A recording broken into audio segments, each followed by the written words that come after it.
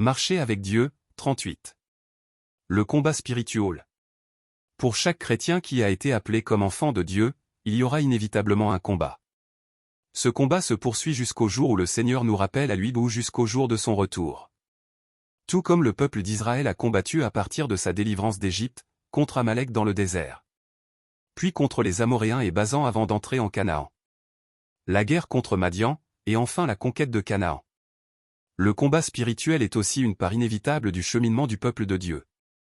Dieu se présente lui-même comme l'Éternel des armées. Même lorsqu'il dénombre son peuple, il le fait selon l'organisation des divisions militaires. Cela montre une réalité, il y a guerre. Et cette guerre doit être menée. Mais nous devons comprendre de quel type de guerre il s'agit. Qui est le véritable ennemi? L'objet de notre combat n'est pas nos voisins qui rendent notre vie difficile. Ni les gouvernements, ni les puissances mondaines. Ni même le communisme ou d'autres religions. La Bible nous montre clairement ce qu'est vraiment ce combat spirituel. Notre combat n'est pas contre la chair et le sang. L'Écriture déclare clairement qui sont nos véritables adversaires.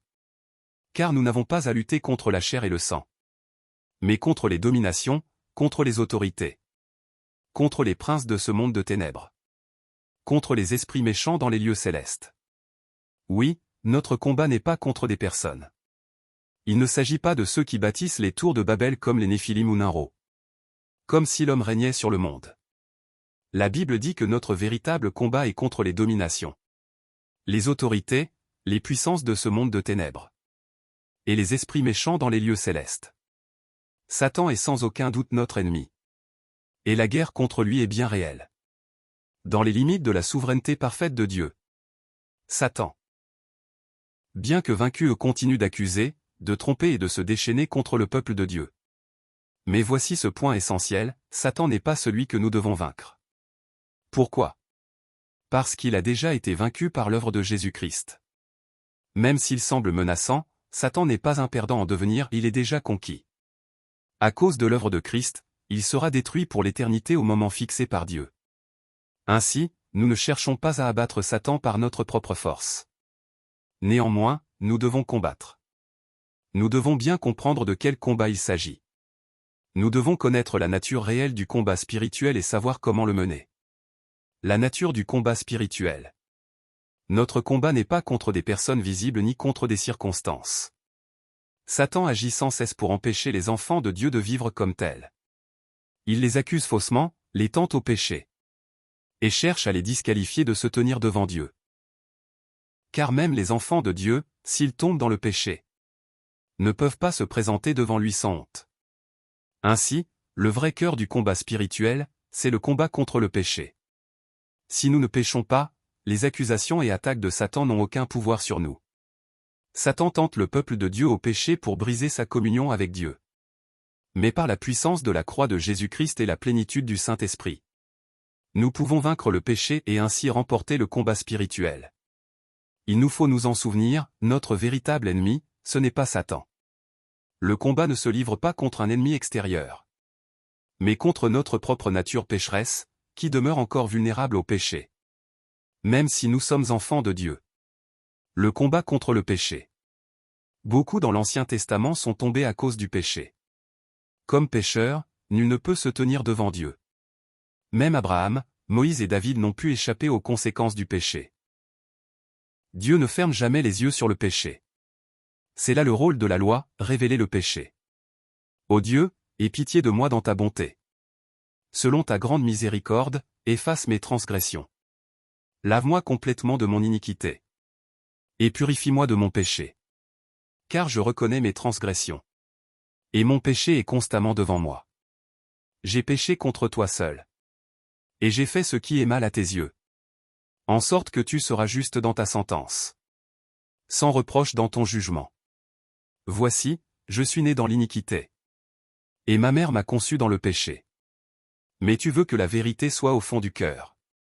Fais donc pénétrer la sagesse au-dedans de moi. Purifie-moi avec l'hysope, et je serai pur. Lave-moi, et je serai plus blanc que la neige. Annonce-moi l'allégresse et la joie.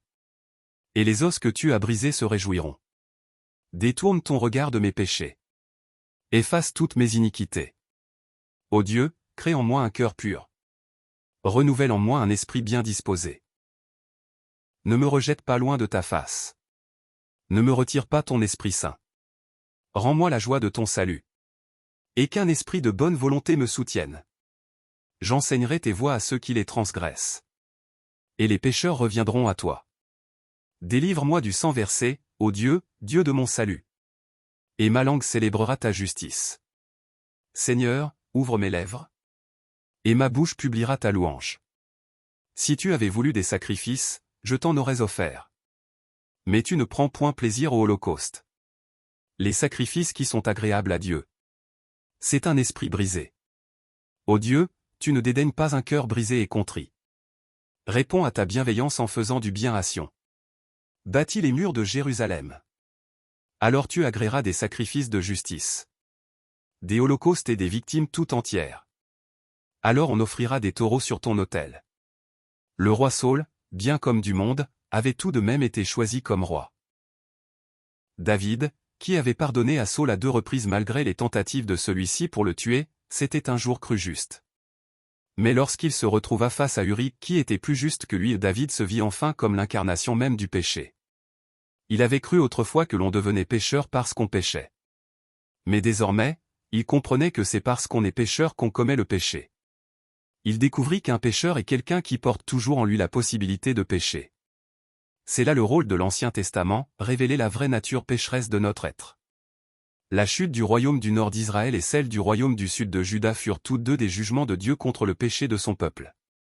Mais Jésus-Christ, qui est l'Évangile, est venu avec l'autorité de pardonner les péchés. Il est venu pour détruire la puissance du péché, qui est la loi. Par la grâce de la croix et la puissance de l'Évangile, ceux qui sont devenus enfants de Dieu sont désormais capables de vaincre le péché.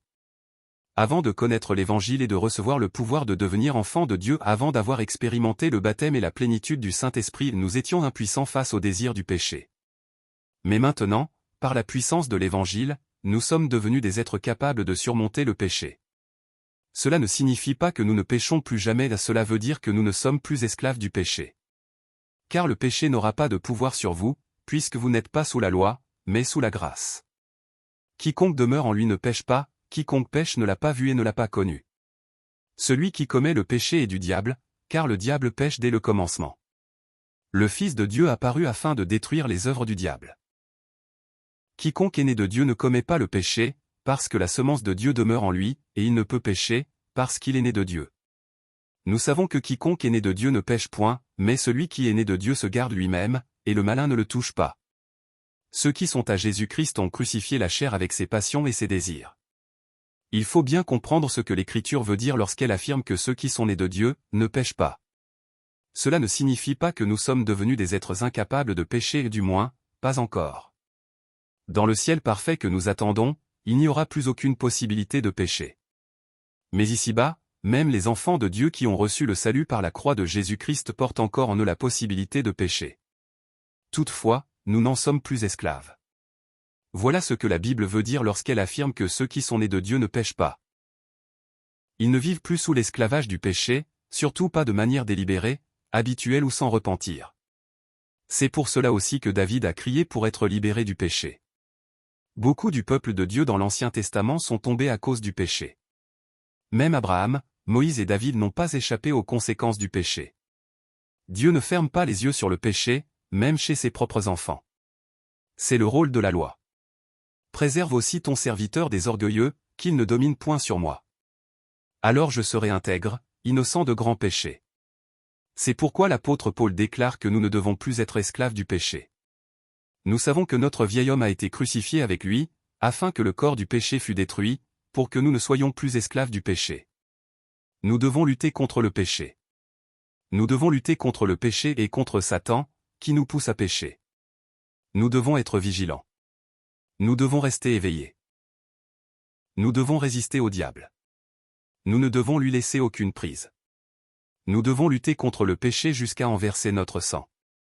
Ne vous y trompez pas, les mauvaises compagnies corrompent les bonnes mœurs.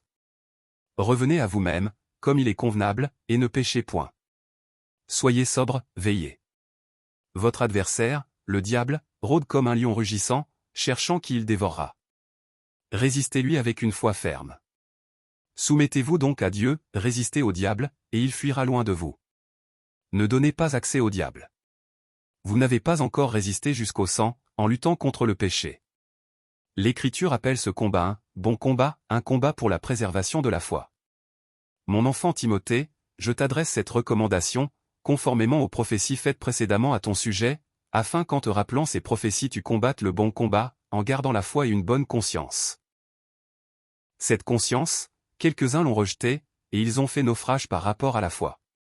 Pour toi, homme de Dieu, fuis ces choses, et poursuis la justice, la piété, la foi, l'amour, la patience, la douceur. Combat le bon combat de la foi, saisis la vie éternelle, à laquelle tu as été appelé. Bien-aimés, je vous exhorte, comme des étrangers et des voyageurs sur la terre, à vous abstenir des convoitises charnelles qui font la guerre à l'âme. Bien-aimés, alors que je désirais vivement vous écrire au sujet de notre salut commun, je me suis senti obligé de le faire afin de vous exhorter à combattre pour la foi qui a été transmise au sein une fois pour toutes. Comment devons-nous combattre? En tant que peuple de Dieu, le combat que nous menons pour garder une relation avec Dieu sans honte n'est pas un combat que nous pouvons gagner par la raison, l'expérience, la tradition ou nos propres pensées. Nous devons nous attacher fermement à notre Sauveur, Jésus-Christ. Tenez donc ferme, ayez à vos reins la vérité pour ceinture, revêtez la cuirasse de la justice, mettez pour chaussure à vos pieds le zèle que donne l'évangile de paix, prenez par-dessus tout cela le bouclier de la foi, avec lequel vous pourrez éteindre tous les traits enflammés du malin, prenez aussi le casque du salut, et l'épée de l'esprit, qui est la parole de Dieu. La ceinture de la vérité, la cuirasse de la justice, l'évangile de paix, le bouclier de la foi, le casque du salut, tout cela parle de notre Seigneur Jésus-Christ. Cela signifie que nous devons être entièrement équipés de Christ. Nous devons être revêtus de Christ. Nous devons vivre avec Christ, en Christ. Cela importe d'autant plus que vous savez en quel temps nous sommes, c'est l'heure de vous réveiller enfin du sommeil, car maintenant le salut est plus près de nous que lorsque nous avons cru. La nuit est avancée, le jour approche. Dépouillons-nous donc des œuvres des ténèbres, et revêtons les armes de la lumière. Conduisons-nous honnêtement, comme en plein jour, loin des orgies et de l'ivrognerie, de la luxure et des dérèglements, des disputes et des jalousies. Mais revêtez-vous du Seigneur Jésus-Christ, et ne vous souciez pas de la chair pour en satisfaire les convoitises.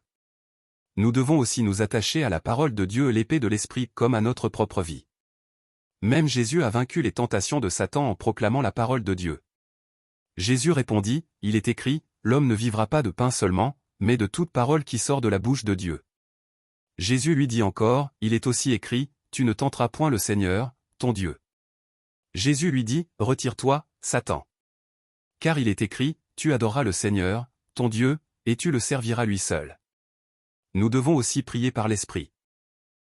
Faites en tout temps par l'Esprit toutes sortes de prières et de supplications. Veillez à cela avec une entière persévérance, et priez pour tous les saints. Nous devons marcher selon l'Esprit. Je dis donc, marchez selon l'Esprit, et vous n'accomplirez pas les désirs de la chair. Si nous vivons par l'Esprit, marchons aussi selon l'Esprit. Satan accuse sans cesse et s'oppose à Dieu comme à son peuple. C'est pourquoi il est appelé l'accusateur. Il condamne les chrétiens qui commettent des péchés, les traitant de pécheurs. Et à ceux qui ne réalisent pas la gravité du péché, il fait croire qu'ils sont justes, en engourdissant leur conscience. Satan est un accusateur, un séducteur, un diviseur et un calomniateur. Il suscite les conflits, nous pousse à pécher, et nous éloigne de notre Dieu saint. Nous devons veiller. Nous devons discerner. Le combat spirituel est, en fin de compte, une lutte entre Dieu qui cherche à purifier son peuple du péché. Et le peuple de Dieu qui n'a pas encore complètement abandonné ses vieilles habitudes. En ce sens, le processus de victoire sur le péché par la plénitude du Saint-Esprit est un combat spirituel. Et Dieu remportera assurément cette guerre. Dieu fera assurément de son peuple un peuple saint. Le combat spirituel est une guerre qui commence avec l'assurance de la victoire.